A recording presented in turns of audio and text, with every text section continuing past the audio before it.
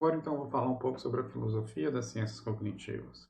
Divido ela, pelo menos aqui, em 5 áreas: questões filosóficas tradicionais sobre a mente, questões metateóricas, questões conceituais, questões empíricas de primeira ordem, questões filosóficas tradicionais que não são ostensivamente sobre a mente. Vamos ver cada uma delas por vez. Questões filosóficas tradicionais sobre a mente. O que eu estou querendo dizer com isso? Aqui é um conjunto de problemas que normalmente são tratados na filosofia da mente tradicional, mas que serão também objeto, né, de tratamento na filosofia das ciências cognitivas.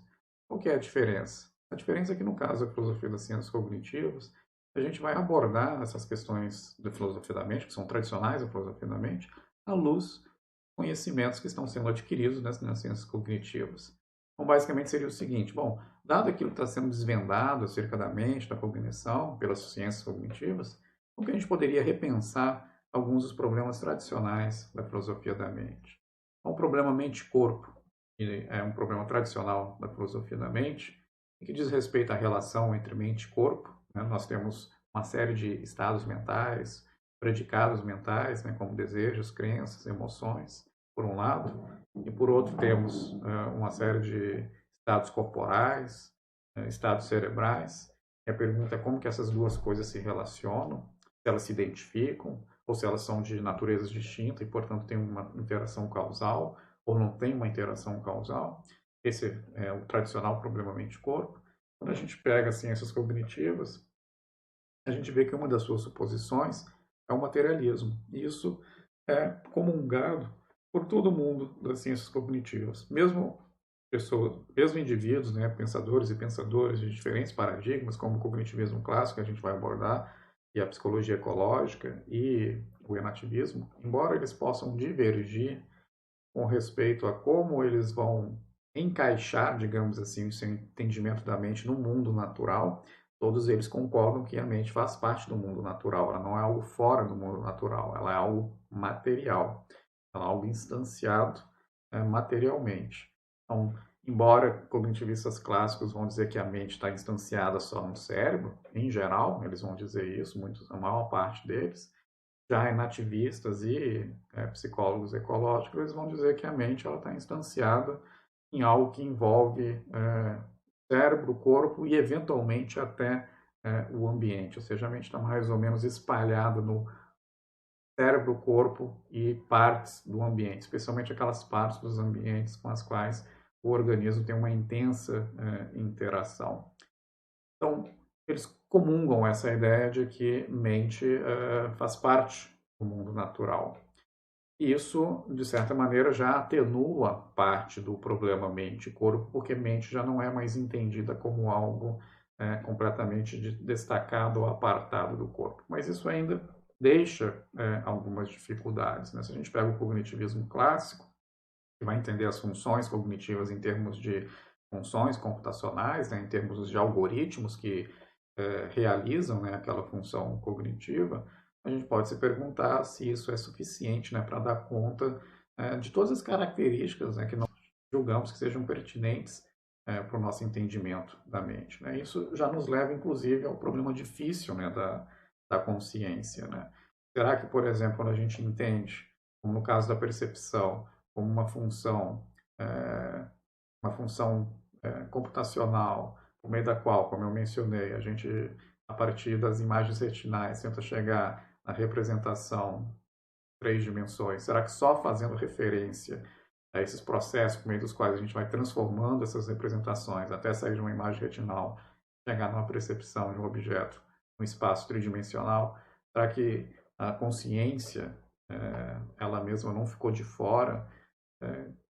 Aonde a gente encontra a consciência quando a gente fala apenas de processos computacionais? Parece que nem tudo foi considerado. Então, isso é uma questão que ainda permanece e que, claro, qualquer indivíduo de qualquer uma das tradições ou paradigmas que a gente vai ver das ciências cognitivas precisa endereçar de alguma maneira. Né? Outras questões tradicionais também, qual é a natureza do pensamento e a sua relação com a linguagem, né? E aqui a gente pode ter basicamente duas posições, né? Ou alguns vão dizer que o pensamento é determinado pela linguagem, sem linguagem a gente não tem pensamentos, pessoas como o Davidson e o Dummett pensaram isso, ou o reverso, né? Como Fodor, por exemplo, diria que, na verdade, o pensamento veio primeiro, né? E sem ele a gente nem poderia ancorar a linguagem no que quer que seja. Na verdade, a linguagem precisa de pensamentos prévios para que ela seja ancorada, né, em alguma coisa. Então, a gente tem a posição reversa. Tem posições intermediárias, como a do Brandon, né, que vão dizer que pensamento e linguagem se codeterminam, né? Tanto que, previamente, eu preciso ter, de fato, algumas capacidades para que a linguagem possa repousar sobre capacidades de pensamento, né, de referência, de referir-se a alguma coisa, para que a linguagem possa começar a se ancorar, mas, ao mesmo tempo, a instituição da linguagem, ela expande a nossa capacidade de pensamento. Então, há uma relação de codeterminação entre pensamento e linguagem. E aí que, claro, obviamente, à luz do que tem sido dito nas ciências cognitivas acerca do pensamento e acerca da linguagem, né, o que nós podemos pensar acerca dessa relação? Né? Será que podemos nos posicionar melhor acerca de se uma determina a outra, ou se elas se codeterminam? Então, também aqui, à luz do que tem sido feito na linguística, por exemplo, e também nas ciências cognitivas acerca das nossas capacidades de pensamento, a gente pode ter respostas mais empiricamente bem alimentadas, né, por assim dizer. Bom, o que são os conceitos e como eles compõem os pensamentos, né? Bom, os pensamentos normalmente eles são compostos, eles têm como elementos aquilo que a gente chamaria de um conceito. Enfim, a capacidade de pensar em um particular ou a capacidade, por exemplo, de pensar em um tipo geral, em uma propriedade, né? E através desses elementos, em combinação, nós somos capazes, por exemplo, de formular pensamentos completos. Então, uma vez que eu sou capaz, por exemplo, de pensar este livro, eu tenho então a capacidade de me referir a este particular, a este indivíduo em particular, este livro. Sou capaz também de formular, de pensar no predicado geral livro, e tenho também predicados, por exemplo, de cores. Então, eu consigo formular, por exemplo, o predicado, a capa deste livro é verde, ou tem a cor verde. Então veja que eu consigo formular pensamentos a partir de conceitos que são os elementos que compõem esses pensamentos. Claro que aqui então tem uma série de questões que precisam ser respondidas, né? O que são conceitos, como que eles podem compor entre si, para formar então pensamentos mais complexos. E aqui novamente, o que a teoria, as ciências cognitivas têm dito acerca dos conceitos? Vai nos iluminar acerca de como nós podemos pensá-los, compondo entre si pensamentos os mais variados possíveis. Então, são questões que vão ser iluminadas pelas ciências cognitivas. Também questões sobre as capacidades específicas, né? Isso também sempre foi de interesse à filosofia da mente, né? Temos teorias da memória, teorias da percepção, teorias da atenção talvez nem tanto. Ela, embora certamente há, né, pessoas na filosofia da mente falando sobre o fenômeno da atenção, mas muito menos do que na percepção e na memória. Mas esse já é um tema bastante presente na filosofia das ciências cognitivas, né? O fenômeno da atenção, ela é uma espécie de filtro ou não é? Exatamente. A atenção, por exemplo, ela tem algum efeito sobre a percepção. Quando eu dirijo a minha atenção sobre parte do meu campo visual, né, algum objeto se destaca no meu campo visual, isso altera a percepção ou não altera a percepção? Eu estou simplesmente filtrando, né, as informações e atendendo a certa parte do meu campo visual, de tal modo que eu consigo reter mais informação dessa parte do que outros. Isso não altera em nada a minha percepção. Então, são discussões que estão correndo, né, à luz, claro, de pesquisas empíricas que ocorrem tanto aqui no campo da percepção, quanto, por exemplo, no campo aqui da atenção. Bom, questões metateóricas, né? O que são isso? São questões que surgem, aqui já não há mais uma interseção entre filosofia da mente e filosofia das ciências cognitivas, porque essas são questões que surgem em virtude das ciências cognitivas ser uma disciplina teórica. Então você tem questões que dizem respeito à própria teoria das ciências cognitivas. Então, É algo semelhante do que ocorre também na filosofia da física, na filosofia da biologia. Por serem, né, a biologia e a física disciplinas teóricas, vão haver também certas questões de ordem filosófica que surgem pelo fato, né, dessas disciplinas serem teorias acerca do mundo. Então, por exemplo, como que a gente caracteriza, né, as principais suposições que são feitas pelas ciências cognitivas, né? Como eu já mencionei, no caso do cognitivismo clássico, a gente tem duas grandes suposições, o computacionalismo e o representacionalismo, né? Qual que é a melhor forma da gente formular, né, essas suposições? Como que a gente deve entender, né, o computacionalismo e a representação? Então, isso são questões que dizem respeito à filosofia das ciências cognitivas, e certamente aí já não é mais parte da filosofia da mente tradicional. Bom, outras questões que dizem respeito também aos fundamentos, né? Se a gente entende que a mente é um mecanismo, né, o que se segue daí, né? O que a gente pode dizer acerca da arquitetura do mental? A gente vai ver, por exemplo, vamos discutir uma das principais características do cognitivismo clássico é a ideia de modularidade, né? A gente vai pensar a mente como uma série de mecanismos que funcionam em interação entre si, mas a gente volta a isso depois. Bom, se a mente é, então, entendida como um mecanismo, né, essa é uma das suposições que é feita no cognitivismo clássico, então isso certamente vai ter algumas consequências para a arquitetura da mente, como que ela está organizada, né, quais são os componentes, quais são os mecanismos que compõem a mente, quais são as funções cognitivas e os algoritmos, né, que estão por trás desses mecanismos que compõem, né, a arquitetura da mente. Então, isso também é uma questão metateórica que diz respeito a uma das suposições fundamentais aqui, especial do cognitivismo clássico, que é o mecanicismo, né? A gente pode entender a mente em termos de uma série de mecanismos que podem ser especificados em termos computacionais. Claro, uma pergunta que a gente pode fazer, será que essa suposição mecanicista é razoável? A gente vai ver que no embate entre cognitivismo clássico e nativismo e psicologia ecológica, a suposição mecanicista ela vai ser disputada. Por quê? O mecanicismo ele diz o seguinte, uma das suposições dele é que a gente pode entender o funcionamento, por exemplo, de uma capacidade em termos dos seus elementos. E, basicamente, o funcionamento dessa capacidade ela se reduz ao modo como esses elementos mais simples estão interagindo entre si. Basicamente, é o que o mecanicismo vai dizer. Sempre posso explicar, né, o todo, né, pelas suas partes.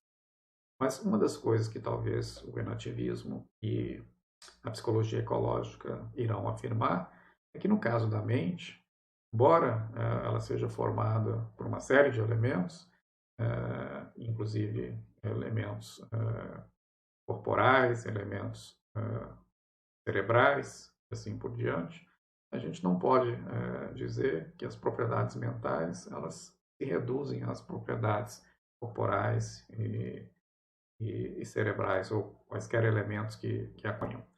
E tem propriedades que são, a gente diz que são propriedades emergentes. O mecanicismo parece ser resistente a essa ideia de propriedades emergentes. Isso acontece muito, por exemplo, quando a gente pensa na relação entre sociedade e indivíduos, né? Será que as propriedades de uma sociedade elas se resumem às propriedades que a gente atribui aos indivíduos? Será que é meramente uma questão de agregado, de agregar, digamos assim, as propriedades dos indivíduos ou das ações dos indivíduos para poder entender as propriedades de uma sociedade? Ou tem algo mais que vai além de uma sociedade, além das propriedades dos indivíduos? Quem defende isso vai dizer então que as propriedades da sociedade ela emerge, que são propriedades emergentes e que vão além das propriedades dos indivíduos, ainda que elas dependam dos indivíduos para emergir. E a mesma coisa pode acontecer no caso da mente.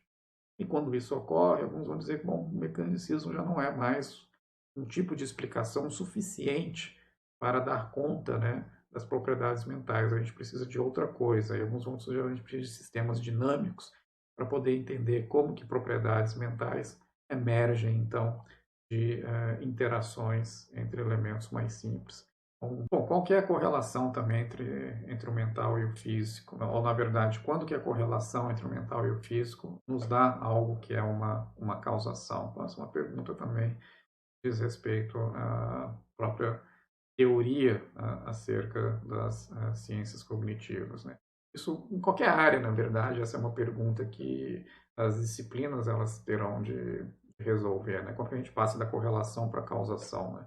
E pode ser que os critérios para fazer essa passagem não sejam exatamente os mesmos de disciplina para disciplina, porque depende do assunto em tela. Mas aqui as ciências cognitivas também terão interesse nessa questão.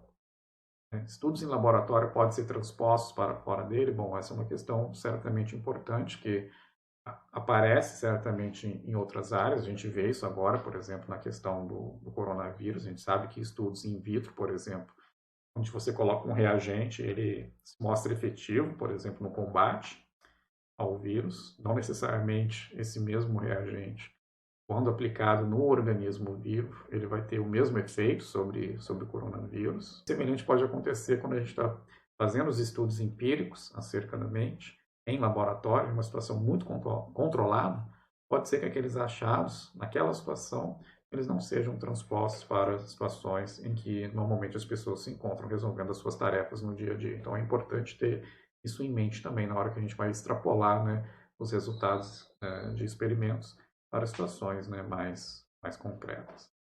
Quais são as relações também entre as disciplinas que constituem as ciências cognitivas, né? A gente já viu, né, que elas podem ter relações mais fortes ou mais fracas, pode ser que elas se unam para dar origem, né, a uma nova disciplina, que é a ciência cognitiva, ou elas podem ter relações mais fracas entre si e formar, então, aquilo que a gente chamaria de as ciências cognitivas, né? Mas, de qualquer modo, a gente pode se perguntar sobre papéis mais específicos, né, que algumas dessas disciplinas podem ter em relação a algumas questões, né? A gente toma, por exemplo, a inteligência artificial como oferecendo um modelo, né, para entender a mente, mas a gente pode sim perguntar qual mente exatamente. Se o programa de inteligência artificial forte ele fosse bem sucedido, se a gente encontrasse um algoritmo que nos permitisse, né, solucionar problemas em gerais, né, então um solucionador geral de problemas, a gente teria encontrado uma mente, um bom modelo para a mente humana ou um bom modelo para mentes artificiais? As coisas podem ser comungadas ou não, são diferentes ou não. Então, essas são perguntas legítimas que a gente pode levantar. Pode ser que essa organização computacional, né, digamos assim, do modelo por meio do qual eu entendo essa inteligência artificial forte, ela seja muito diferente das mentes humanas. Pode ser que as nossas mentes não sejam, talvez no fundo, entendidas em termos puramente computacionais. E isso significa, então, que a inteligência artificial, embora possa nos oferecer um bom modelo de mentes artificiais, não necessariamente nos forneça um bom modelo para mentes humanas e mesmo também não humanas. Qual que é o papel da teoria da evolução na ciência cognitiva? Será que eu preciso dela para poder estudar, né, as funções cognitivas? Tem gente, como o Fodor, por exemplo, vai dizer que não é que ele vai recusar a teoria da evolução. A teoria da evolução perfeitamente aceita por ele, mas ele vai dizer o seguinte: quando eu estou interessado em entender uma função cognitiva, como eu quero entender ela em termos computacionais, eu não preciso olhar para a origem dessas funções. Preciso descrever o que elas estão fazendo e descrever elas em termos computacionais. Identificar a função computacional não depende da teoria da evolução. Mas tem gente que vai negar isso. Como, por exemplo, os psicólogos ecológicos, eles vão dizer que eu não consigo nem mesmo dizer, por exemplo, qual que é a função da percepção, se eu não ver essa capacidade na história evolutiva dos organismos. Quando que surgiu a capacidade, né, de perceber, ser sensíveis, né, a determinados itens do ambiente, e por que, né, isso se tornou relevante, e por isso mesmo foi selecionado, relevante para a sobrevivência, né, e perpetuação daquele organismo, daquela espécie, né? Eu não respondo essa pergunta, eu não consigo identificar qual que é efetivamente a função da percepção. Então, por exemplo, no caso da psicologia ecológica, eles vão dizer a função da percepção não é nos oferecer, digamos assim, uma capacidade para contemplar, né, sensorialmente o mundo. Não, a função da percepção é auxiliar, guiar a ação. Então, ela está em função da nossa capacidade de nos adaptar motoramente ao mundo. É em função da ação que nós obtivemos essa capacidade de perceber o mundo, ou seja, para melhorar a nossa capacidade de agir no mundo, que tornou-se, né, evolutivamente favorável, ter uma capacidade para determinar sensorialmente situações que encontramos no mundo. O que as neurociências têm a nos dizer sobre a cognição? Nós podemos estudar a cognição sem olhar para as neurociências? Ou, uma vez que nós olhemos para as neurociências, o que efetivamente elas podem influir no nosso entendimento da cognição? Já que elas estão em linguagens distintas aqui. A gente entende a cognição, como no caso do paradigma da computação, ou do cognitivismo clássico, como funções computacionais, os processos, né, químicos que ocorrem nos neurônios, eles não dizem, né, diretamente algo acerca da cognição. Mas será que eles impõem restrições? Talvez eles imponham algumas restrições. Talvez já hajam certos tipos de algoritmos, por exemplo, que não possam ser realizados dada a nossa arquitetura neuronal. Então é importante que a gente tenha uma compreensão de como funciona o cérebro para que a gente possa pensar nos quais algoritmos, né, seriam adequados para poder explicar percepção, memória, inferência e assim por diante. Então, a relação entre as neurociências e a cognição é uma pergunta importante que precisa ser feita também aqui no interior da filosofia das ciências cognitivas. Questões conceituais, né? Aqui a gente já vai algo mais próximo daquilo que se entende pela atividade conceitual, né, filosófica, né?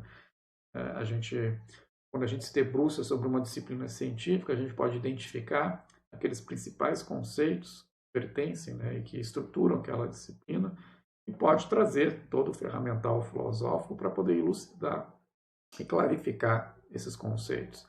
Então, assim como no caso, eu já mencionei isso antes para vocês, no caso da física, né, a gente tem lá conceito de espaço, conceito de tempo, conceito de força, e a gente gostaria de iluminar esses conceitos, né? No caso da biologia, a noção de adaptação. Aqui também, no caso da filosofia das ciências cognitivas, a gente tem a noção de representação, a noção de computação, a gente vai ver também no relativismo a noção de habilidade, a noção de consciência, sem dúvida, e a própria noção de cognição, são conceitos centrais para a disciplina e que a gente gostaria de esclarecer. A filosofia pode contribuir bastante, oferecendo elucidações, não necessariamente oferecendo definições em termos de condições necessárias e suficientes. Ela pode fazer isso, embora haja uma grande resistência, né, daqueles que trabalham mais proximamente às ciências cognitivas a trabalhar dessa maneira, já que isso pode eventualmente colocar limitações aos trabalhos empíricos. Então, basicamente, mais ou menos a ideia seria o seguinte: bom, talvez a gente possa fazer distinções, a gente possa esclarecer os conceitos. Então, podemos ver que a noção de representação, por exemplo, ela é ambígua, ela tem sido usada em mais de um sentido. Isso é empiricamente relevante, porque na hora que a gente vai testar, faz diferença se você está usando representação num ou no outro sentido.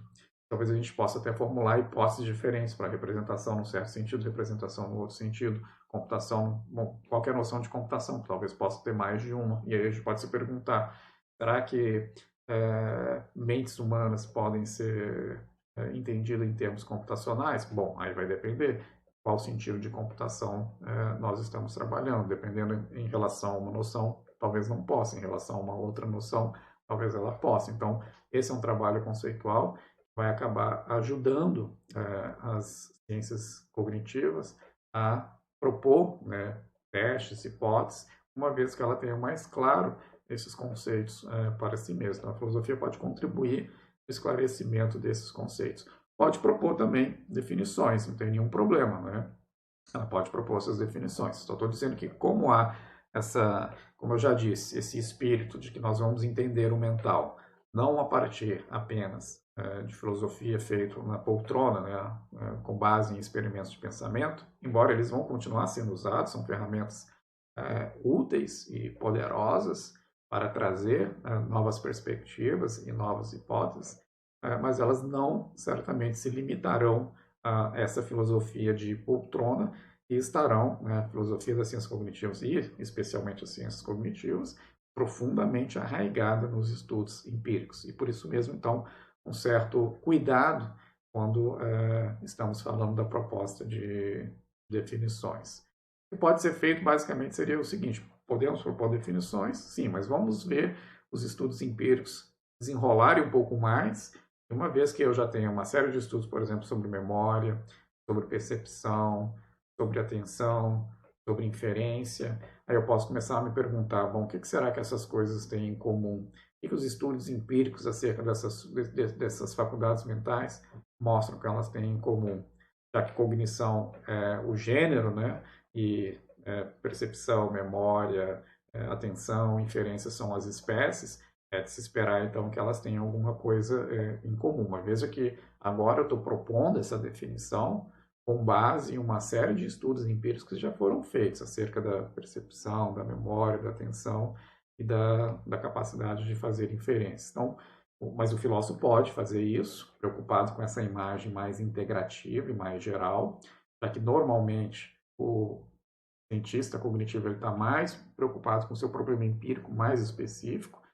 O filósofo pode ser aquele que vai fazer esse trabalho de integração conceitual, né, de articulação conceitual. Então, esses são um conjunto de questões conceituais que fazem parte também aqui da filosofia das ciências cognitivas, no sentido em que os conceitos, né, que compõem essa disciplina serão centrais aqui na elucidação e análise filosófica. Temos questões também empíricas de primeira ordem, né? O que significa isso? Bom, aqui é a situação em que a filosofia das ciências cognitivas ela não vai se distinguir muito das ciências cognitivas, né? Ela está preocupada, de fato, com as questões de primeira ordem que dizem respeito a características do mental, né? Então, a gente pega um problema clássico que, inclusive, aparece na epistemologia, né? Como nós obtemos conhecimento de outras mentes. Na verdade, a versão que aparece na epistemologia é um pouco mais de como nós justificamos, né, o conhecimento que nós temos de outras mentes. O problema é mais, inclusive, colocado em termos de um ceticismo, né? Será que nós temos conhecimento de outras mentes? Eu tenho um acesso privilegiado só aos meus acessos mentais. No caso dos outros, o que eu vejo são só os seus comportamentos. Será que, de fato, eu posso justificar a crença que eu tenho acerca dos estados mentais que a outra pessoa tem? Normalmente eu atribuo crenças, desejos, intenções às outras pessoas, é assim que eu interajo com elas. Será que eu estou justificado a fazer essa atribuição, já que eu consigo acessar, né, diretamente só os meus estados mentais? Esse é o problema epistemológico, né, que diz nas ciências cognitivas, a gente não está preocupado com o ceticismo, né? A gente supõe, nós temos conhecimento de outras mentes, não tem nenhuma dúvida com respeito a isso, crianças já têm, até outros animais eventualmente possam ter algum conhecimento da mente de outros animais. Também isso nem é colocado em dúvida, a questão é como obtemos esse conhecimento, ou seja, quais são os mecanismos por meio dos quais a gente obtém esse conhecimento, ou quais são as explicações que a gente pode oferecer para a obtenção desse conhecimento. Aí, para esse caso, por exemplo, tem várias possibilidades. Tem uma que vai dizer que a gente acaba formulando uma certa teoria da mente para entender o comportamento das outras pessoas. Aqui é mais ou menos fazer uma analogia, de fato, com as teorias científicas, como se eu tivesse uma mini teoria científica. Quando eu conheço uma pessoa, eu vou formulando uma mini teoria científica, um mini modelo acerca da mente dessa pessoa, onde eu vou colocando aos poucos as crenças, os desejos, as emoções, e a partir disso eu vou fazendo inferências acerca do comportamento dessas pessoas. Então eu vou formando uma teoria acerca da mente dos outros para poder obter conhecimento acerca das suas mentes. Alguns vão dizer que isso parece ser muito intelectualizado, né? Parece que o nosso confronto direto com as outras pessoas não envolve a gente articular algo tão explicitamente assim quanto uma teoria acerca da mente dos outros para poder conhecer as mentes delas. Então, alguns propõem algo que demanda um pouco menos, que seria uma uma espécie de simulação. Aqui no caso, basicamente, seria o seguinte: não é que eu nem preciso ter o conceito de, por exemplo, de crença e desejo. No caso da primeira ali, parece que sim, né? Enquanto eu não tenho a noção de crença, de desejo, eu não consigo nem formular essa teoria, né? Que os elementos dessa teoria são justamente crenças, desejos, emoções e assim por diante. No caso da teoria da simulação, basicamente, na verdade, eu uso as minhas próprias capacidades mentais que eu já tenho e tento imaginar, me colocando na situação em que o outro indivíduo se encontra, como que eu me sentiria e como que eu pensaria. O resultado dessa imaginação, dessa simulação, é o estado mental que eu vou atribuir àquele indivíduo. Então, seria uma maneira diferente da primeira, por meio da qual eu explico, né, como que eu venho a conhecer os estados mentais das outras pessoas. Outros vão dizer, na verdade, não é nenhuma das duas coisas, a gente tem aquilo que a gente chamaria de uma percepção direta, pelo menos em alguns casos, né? Então, uma pessoa se dirige a mim agressivamente, eu posso dizer que ela está com a própria descrição que eu já faço já é um pouco viciada, né? Mas a gente consegue perceber, esse é o ponto que essas pessoas defendem. O Gallagher, né, que é um enativista, defende isso, mas é que a gente percebe algumas intenções na própria estrutura corporal do indivíduo, no próprio movimento, na própria dinâmica corporal do indivíduo. Eu consigo perceber, por exemplo, que ele vai me atacar. E a gente não tem a menor dúvida, eu não preciso simular, eu não preciso ter uma teoria da mente, eu consigo perceber diretamente alguns estados mentais no movimento, na estrutura do movimento corporal do indivíduo. Então, a gente consegue perceber diretamente alguns estados mentais. Bom, qual que é a relação? Então, e aqui os filósofos das ciências cognitivas, eles estão junto com os cientistas cognitivos, tentando encontrar os mecanismos, né, para explicar como que a gente obtém conhecimentos de outras mentes. Então, essa é uma questão empírica de primeira ordem, porque eles terão que fazer testes. Há um elemento conceitual também, certamente aqui envolvido, já que a gente vai trabalhar conceitos de mente, de percepção, de teoria e assim por diante, mas certamente isso daqui vai depender também de uma série de investigações empíricas, né? Qual que é a relação também entre cultura e cognição? Aqui, novamente, temos uma questão que já vem de longa data e que é compartilhada também por outras disciplinas, né? Nas ciências sociais também tem essa inquietação também. Será que a nossa cognição ela é influenciada por fatores sociais e culturais? A gente vai ver que, inclusive, essa é uma das críticas que vão ser lançadas ao programa do cognitivismo clássico. Parece que ele não dá muito espaço para as influências sociais e culturais sobre a cognição, já que ela é entendida em termos puramente computacionais. Parece que não há lugar, de fato, no entendimento da própria cognição para fatores culturais e sociais. Outros já vão defender, talvez possa ser inclusive considerado um exagero, que a cognição é completamente determinada pela cultura e pela sociedade, né? Isso seria um outro extremo. E a gente vai ver que há posições também intermediárias em que vão reconhecer que cultura e sociedade influencia a cognição, mas que também as nossas estruturas cognitivas acabam colocando certas limitações para o modo como a própria sociedade e a cultura se organizam e se estruturam. Então, são questões interessantes também aqui que dizem respeito a perguntas de primeira ordem, né? Está interessado na cognição, está interessado em saber como que ela está estruturada e como que ela é influenciada por fatores culturais e sociais e como fatores culturais e sociais também são influenciados pela cognição. Estamos interessados, por exemplo, em saber como que a aprendizagem social funciona. Estamos interessados em saber como que a transmissão cultural é possível. Veja que aqui, paralelo com a epistemologia, a gente não está interessado em saber quando que um testemunho é aceitável, né, que é um problema de justificação puramente. A gente está interessado também, mais ainda, em como ocorre, né, o testemunho, né? Como que ele é possível, né? Quais são os mecanismos que o tornam possível. Isso é uma investigação de primeira ordem das ciências cognitivas, mas que a filosofia das ciências cognitivas também certamente poderá participar. Percepção de cores é universal, por exemplo, isso é uma questão também que é feita aqui nessa interseção entre cultura e cognição. Que antropólogos da cognição normalmente estão interessados em fazer esse tipo de inquirição, saber se determinados conceitos são transculturais ou não são transculturais. Então, há uma dúvida, por exemplo, há uma discussão, por exemplo, se a cor azul é uma cor que parece ser tão básica, se ela é transcultural ou não. E há muitas linguagens para as quais a gente não encontra a cor azul. Na nossa própria, nas linguagens indo-europeias também, a gente encontra momentos históricos onde a noção de cor azul acaba emergindo. Então, nem sempre esteve presente. Claro, a gente volta aqui novamente à questão também tem uma relação entre pensamento e linguagem. Nem sempre o fato de não haver um conceito não significa, não haver um termo não significa que não haja o conceito. Talvez o conceito estivesse lá, ainda que o termo não estivesse lá. Ou não. Pode ser que haja uma relação de determinação. Não havendo o termo, não haveria também o conceito. Mas são questões aqui prementes e interessantes que envolvem tanto as ciências cognitivas quanto a filosofia das ciências cognitivas.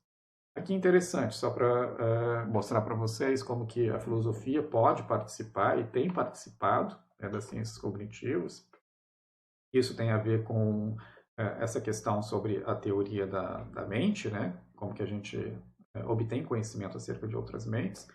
O Dennett, ele ofereceu um teste que a gente pode aplicar, inclusive, é um teste comportamental que a gente pode aplicar, inclusive, em crianças bem pequenas e mesmo em animais.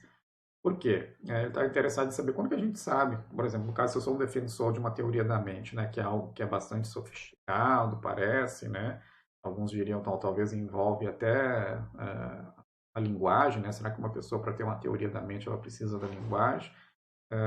Embora não seja necessário, né, já que a gente pode ter pensamento, alguns diriam, alguns afirmariam, né, ainda sem linguagem, então não há impedimento de você ter uma teoria da mente, ainda que você não tenha ainda linguagem. Mas a pergunta é, bom, como que eu vou saber então se uma criança que ainda não é capaz de falar, ou que tem os rudimentos da linguagem, né, se ela tem uma teoria da mente ou não, se ela está percebendo os outros ao seu redor em termos de uma teoria da mente ou não? Que teste eu posso fazer? E aí o Dennett formulou o teste da crença falsa. Só para enfatizar aqui um pouco o que está sendo dito aqui, por que isso é importante. Uma coisa é a gente fazer, por exemplo, a distinção entre seres animados e seres inanimados. Né? Então, distinguir uma pedra daquilo que é capaz de se automover. Isso me dá um certo grau já de sofisticação. Isso é importante para vários animais, o que vai permitir, por exemplo, que alguns animais já comecem a fazer, por exemplo, a distinção entre presa e predador, mas isso ainda não é suficiente para a gente ter uma distinção mais sofisticada entre seres animados inteligentes e seres animados, por exemplo, menos inteligentes. Para isso, eu preciso justamente do conceito de mente ou de algo que me permita tratar o outro como tendo uma mente. E é por isso mesmo, então, que o Dennett ofereceu esse teste para que a gente possa, inclusive, bom, se eu estou interessado em crianças muito pequenas ou se eu estou interessado em primatas, será que eles têm uma teoria da mente? Será que eles fazem essa distinção mais sofisticada entre seres que agem com base em crenças e desejos? Ou eles só conseguem fazer a distinção entre seres animados e seres inanimados? Que é uma distinção muito mais grosseira, né? Embora importante, claro, obviamente, para a sua sobrevivência. Bom, então o teste da crença falsa basicamente é o seguinte: a gente tem essa situação, como vocês podem ver aqui no desenho, tem duas crianças, uma criança aqui eu vou chamar de criança com cabelo preto, criança com cabelo branco, para facilitar aqui na minha explicação. Mas basicamente a gente tem então uma caixa, um cesto, e a criança de cabelo branco ela coloca uma maçã nessa cesta, ela sai de cena, ela não está vendo mais o que está acontecendo aqui. A criança de cabelo preto pega essa maçã da cesta e coloca na caixa. Bom, aqui no desenho não aparece mais a criança de cabelo preto, mas ela deveria estar aqui presente porque é importante para o que vem em seguida. A criança de cabelo branco volta para a cena e a pergunta aqui é: para onde a criança de cabelo preto vai direcionar a sua atenção? Para o cesto ou para a caixa? Se ela olha para a caixa, ela fica atenta para a caixa, significa que ela está com a expectativa de que essa criança de cabelo branco, ao voltar e procurar a sua maçã, ela vai aqui para a caixa. Significa que ela não consegue atribuir uma crença falsa para essa criança. Ela está atribuindo qual crença? Ela está atribuindo a crença que ela tem, porque ela pegou a maçã e colocou aqui na caixa. Então, ela está projetando nessa criança as crenças que ela tem. Ela não consegue pensar, né, a outra criança como tendo uma perspectiva diferente da sua. E isso é o que é interessante. Quando a gente atribui, né, uma mente para outra pessoa, a gente atribui a ela a capacidade de ter uma perspectiva diferente daquela que a gente tem acerca do mundo. E ter a capacidade de ter uma perspectiva diferente da nossa acerca do mundo significa, eventualmente, ter crenças falsas na suposição de que as nossas são verdadeiras, né? Agora, se ela mantivesse a sua atenção aqui no cesto, quando essa criança aqui está voltando, né, a criança de cabelo preto está olhando muito atentamente para o cesto, é que ela está com expectativa de que essa criança vai olhar no cesto, embora ela saiba que a maçã está aqui na caixa. Por que ela faz isso? Bom, porque justamente ela atribui uma crença falsa para essa criança do cabelo branco. Então, nesse teste, a gente consegue perceber se uma criança consegue ou é capaz de fazer essa atribuição de crença falsa. Os resultados são mais ou menos o seguinte: até os 3 anos de idade, a criança não consegue detectar crenças falsas. Normalmente, ela vai atribuir a crença, ela vai ficar esperando, né, que a outra olhe na caixa, para que ela projeta as suas crenças, as crenças do outro. Com 4 anos, ela já consegue fazer a atribuição de crença falsa. Para quem tiver um interesse, isso apareceu no texto que eu coloquei lá para vocês, Beliefs, About Beliefs, é onde o Dennett faz a proposta, né, desse teste, não exatamente nesses termos, ele depois vai ser adaptado e hoje é muito utilizado não só para cognição infantil, mas também no estudo de cognição animal, para a gente poder saber quando que um animal tem uma teoria da mente, né? Quando ele começa a atribuir crenças falsas, né, para os outros, significa que ele começa a pensar esses outros como podendo ter uma perspectiva diferente da sua e, portanto, como tendo uma mente. Então, é um teste bastante interessante que foi proposto por um filósofo e foi, claro, refinado na pesquisa empírica feita por cientistas cognitivos. Para interesse também, tem esse vídeo onde mostra o teste feito com uma criança. A legenda está em inglês. Então, isso é um exemplo interessante. O Dennett vai dizer também que a filosofia pode ajudar propondo novas hipóteses, explicações alternativas, mais ousadas, né, que eventualmente possam vir a ser refinadas com a luz dos experimentos empíricos, e também refinando um pouco mais as afirmações que são feitas pelos cientistas cognitivos para facilitar a refutação. Ele pode fazer hipóteses novas e pode também refinar, né, fazendo distinções mais finas das hipóteses que já existem para poder facilitar a refutação. Então, são contribuições para as quais os filósofos estão, inclusive, até, não vou dizer melhor, mas bem talhados para ajudar nas ciências cognitivas. Outras questões tradicionais também que pertencem, né, à filosofia das ciências cognitivas. Questões que dizem respeito à racionalidade, que normalmente seria visto como questões mais pertinentes à epistemologia. Né? Aqui também as ciências cognitivas vai se debruçar e vai trazer novos elementos. Então, a gente poderia pensar, como tradicionalmente pensa, que a racionalidade é algo caracterizado em termos puramente internos. Né? Então, a gente até pensa naqueles cenários céticos. Né? Se eu estivesse enganado numa cuba, eu ainda assim seria racional, porque eu ainda poderia fazer inferências, poderia ter uma série de representações, ainda que falsas, acerca do mundo, mas parece que a minha racionalidade estaria preservada, eu só não teria conhecimento acerca do mundo. Né? Isso até o cognitivismo clássico, o entendimento de que as nossas capacidades cognitivas são puramente computacionais e podem ser caracterizadas em termos apenas de processos cerebrais, por exemplo, ela vai concordar com isso. Mas a psicologia ecológica, o enativismo, vai dizer que não, se eu não entendo o organismo, a sua interação com o ambiente, eu não consigo entender o próprio fenômeno da racionalidade. Então, a gente tem que mudar um pouco a nossa concepção de racionalidade. O modo como a mente é entendida pode ter implicações, e estudada, né, nas ciências cognitivas, pode ter implicações sobre como que a gente entende a racionalidade. Né? Então, coloquei aqui a racionalidade ecológica, como vai ser vista pela psicologia ecológica, ela acaba tendo repercussões aqui sobre a racionalidade. Também questões normativas sobre a racionalidade, a cognição, certamente. Aqui a confluência já não é mais da filosofia das ciências cognitivas com a filosofia da mente tradicional, mas da filosofia das ciências cognitivas com a epistemologia. Né? Então, questões normativas podem receber um novo fôlego à luz dos estudos experimentais que nós temos acerca das capacidades inferenciais e assim por diante. A gente descobre, por exemplo, como vários estudos psicológicos mostram, que a gente tem uma série de vieses, por exemplo, no tratamento de inferências estatísticas. Será que isso mostra que a gente é irracional?